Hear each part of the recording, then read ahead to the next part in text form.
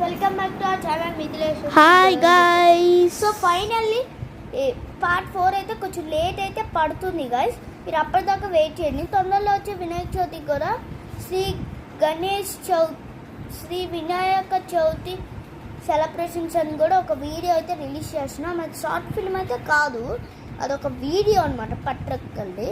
So part 4 కోసం అయితే కొంచెం వెయిట్ చేయండి గైస్ ప్లీజ్. పార్ట్ 5 మేబీ ఉండదు.